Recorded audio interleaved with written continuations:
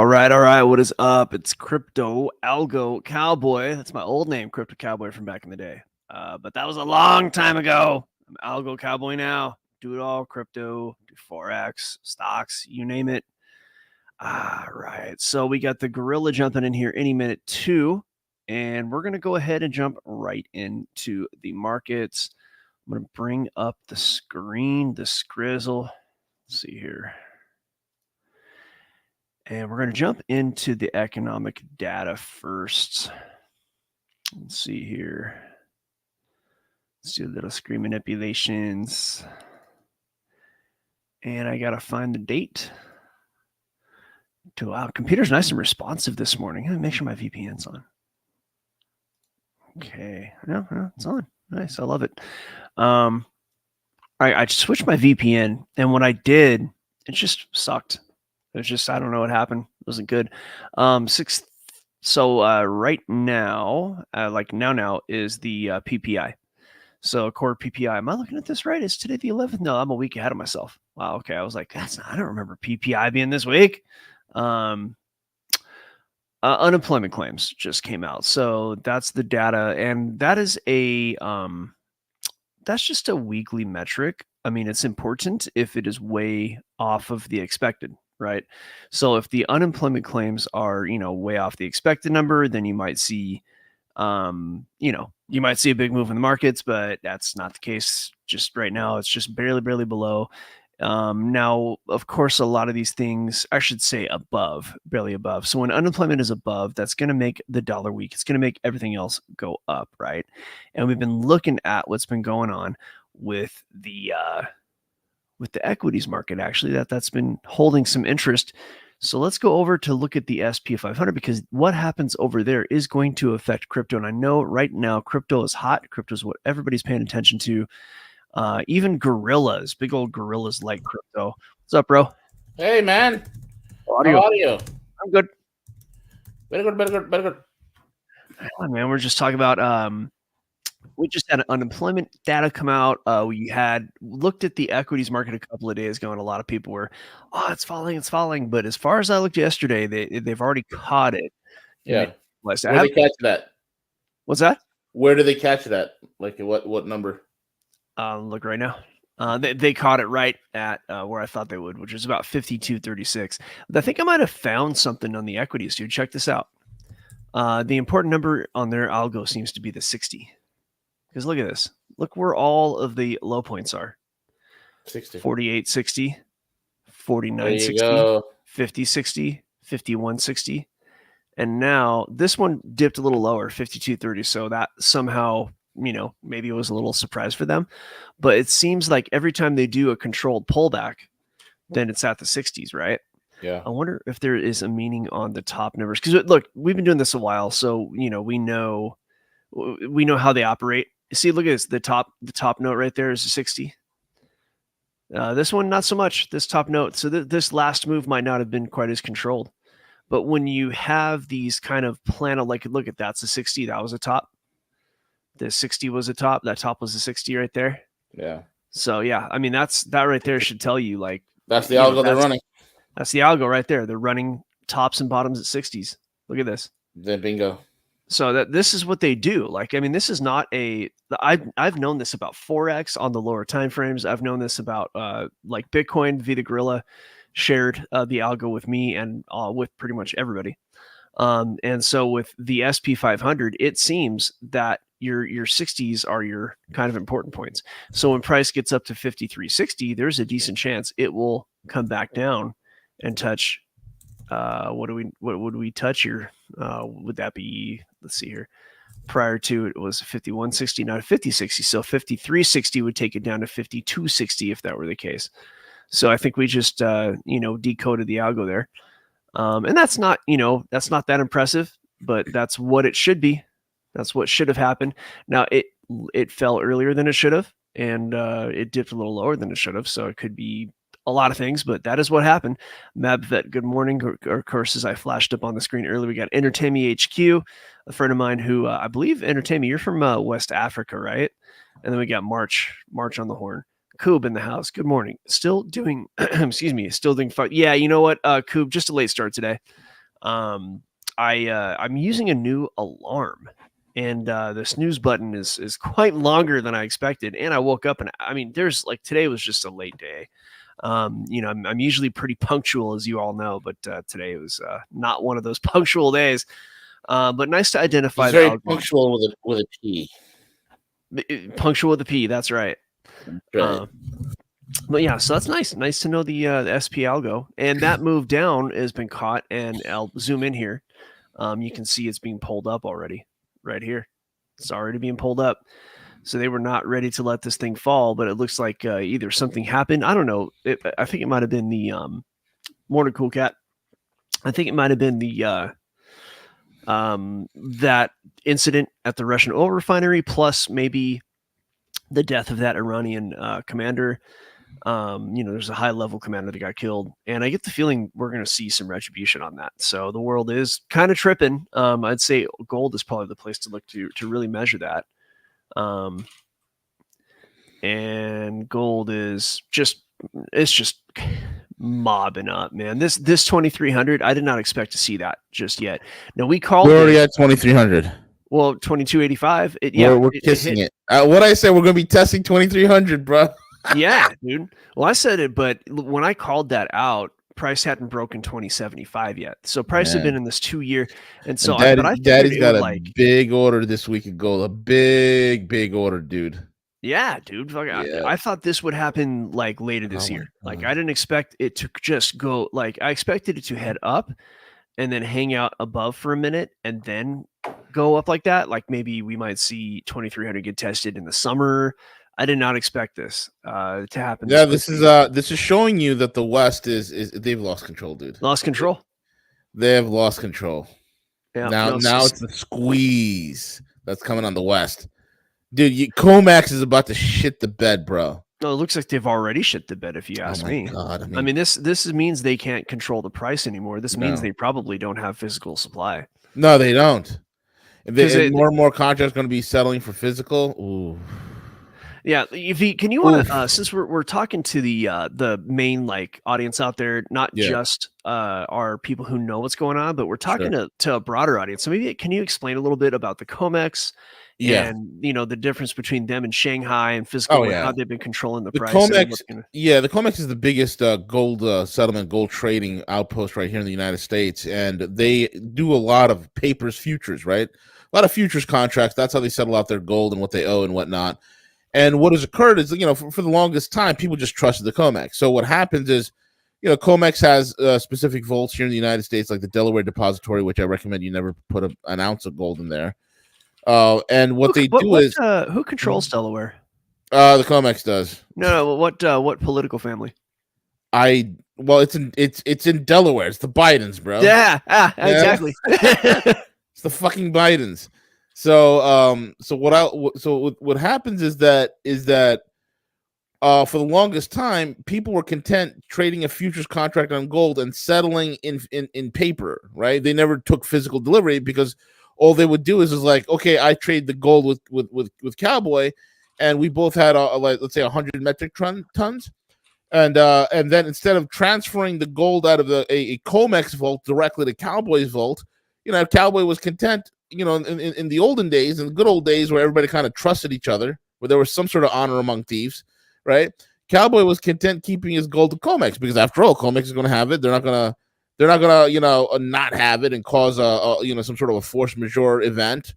They'll always have that gold ready for me. So we'll just do an ownership change on paper. The gold never moved the vault, but we would just do an ownership change on paper, and then Cowboy would take that paper and then he would trade it up and so on and so forth. That's the way it works.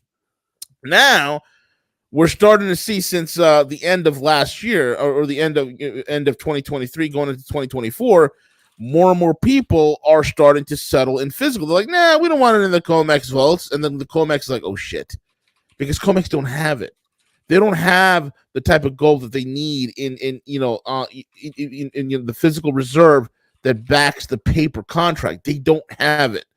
So, last year, a couple of institutions decided to settle in physical and take delivery into their own vaults, right? Wherever, designated vault they have it in the country or offshore, whatever.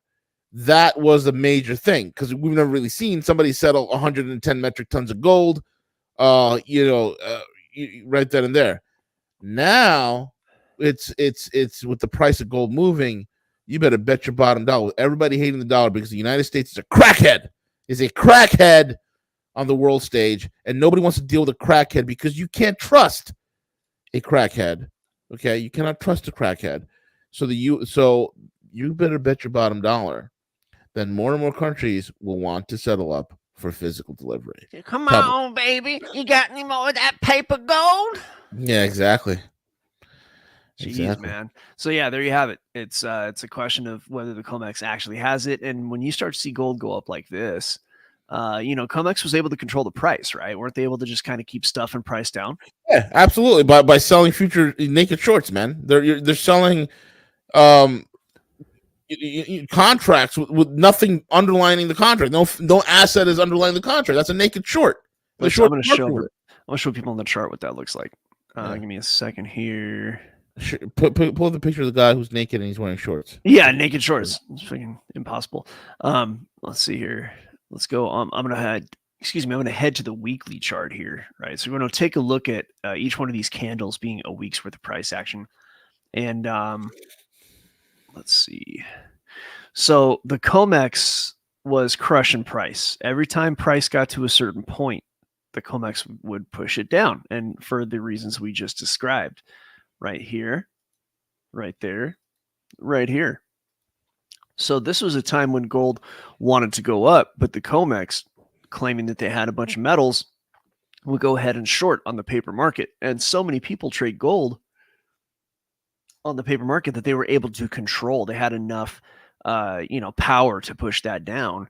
Well, now that people understand the COMEX probably doesn't have physical or have enough to cover. Because look, right. The COMEX, you have an option. You can have delivery in physical, or you can have delivery in paper, which is dollars. Like you can have delivery in money. And I don't know when the rule changed in the last couple of years.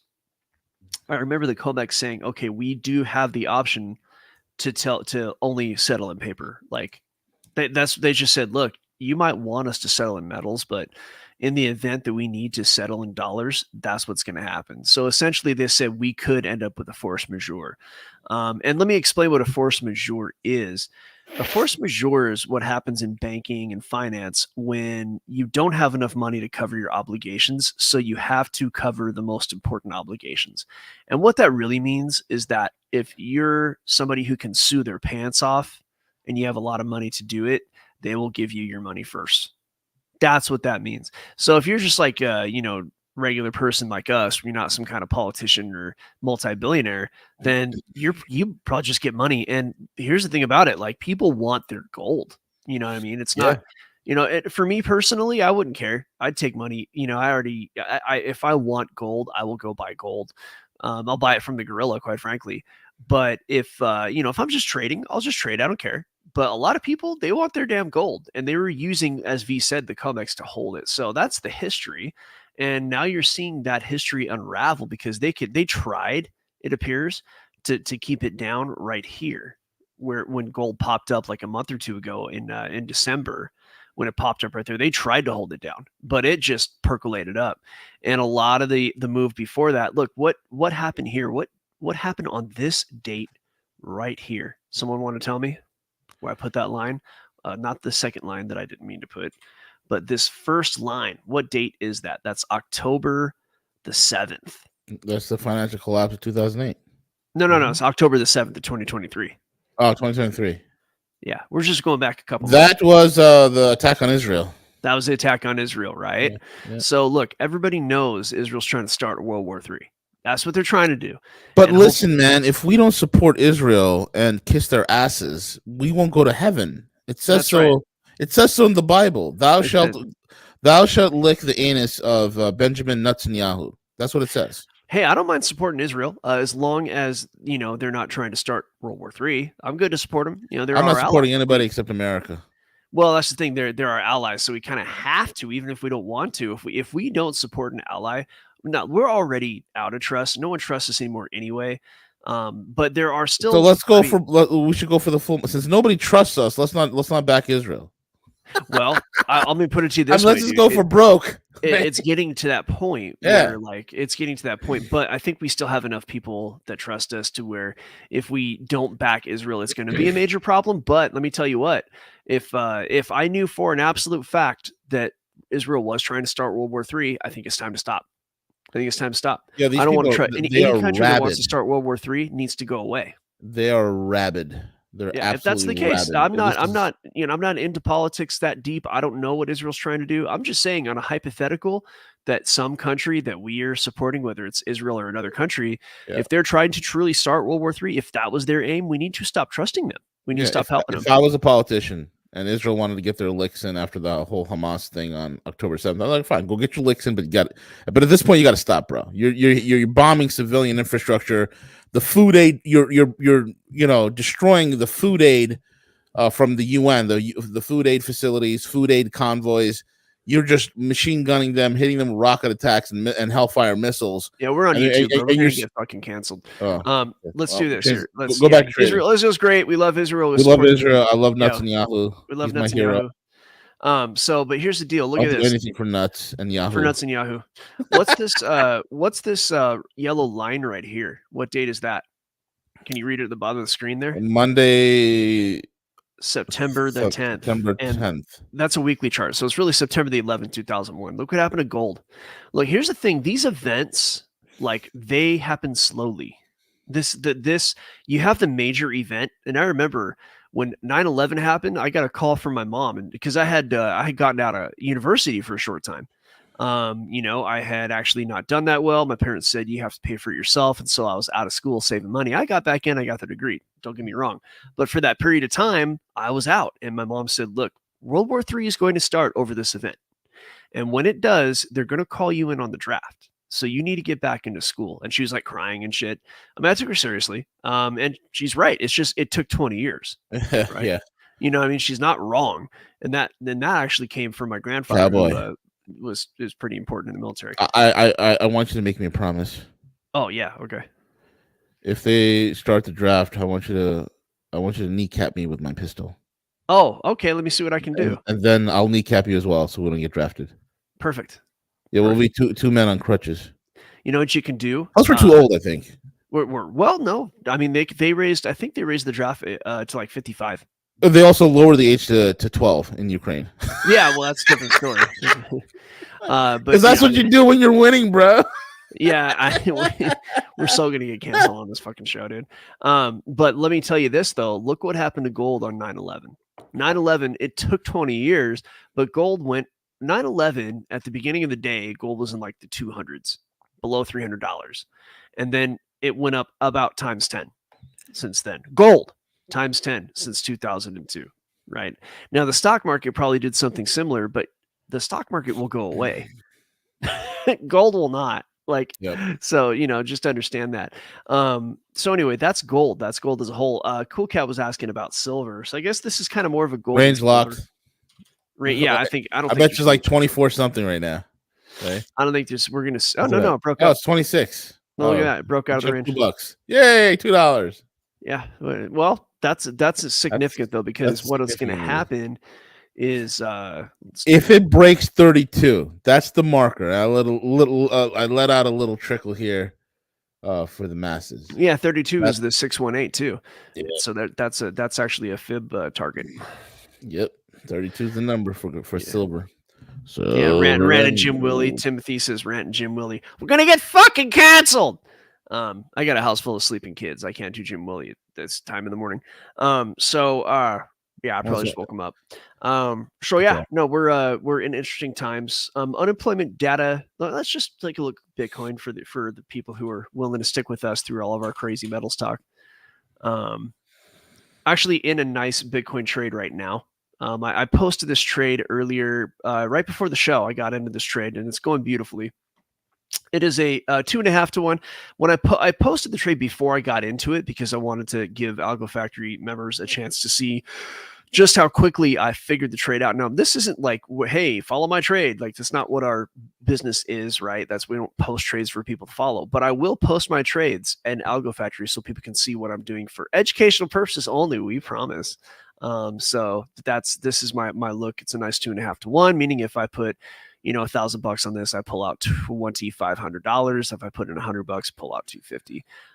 So I will post my trades, and it is nicely in profit. I could have had a tighter stop because this is a consolidation breakout. I could have had a tighter stop, but where Bitcoin is right now, I wanted to give it some room to move. So we are really truly at the end of the Fomex, dude. Look, Fomex. That's good. Fomex.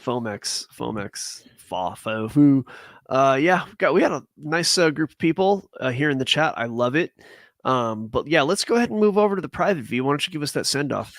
Oh, by the way, listen. I'm sorry, bro. Sorry to interrupt. Give us the send off, and then talk about the new format starting next week. Sure. Private. I'll do the send off. You talk about the new format. Okay, new format. We have. Hey, let me do the send off, man. Oh, you want me to talk about format after, like because the actually fine. Just go ahead. You do it, then I'll do the send off. Yeah, because people don't, so you'll end on the send off, end with the gorilla send off, right? Okay. So the format is going to be we've given the audience in YouTube land and everything else free 30 minutes just to get you all a taste, right? So we're gonna be doing 10-minute labs now for the free out to everybody YouTube. So that's the new format as far as YouTube and Rumble and X is concerned. We're gonna do 10-minute labs, and if you like this work, if you like more, come on over to Algo Factory. Give us that send off, bro.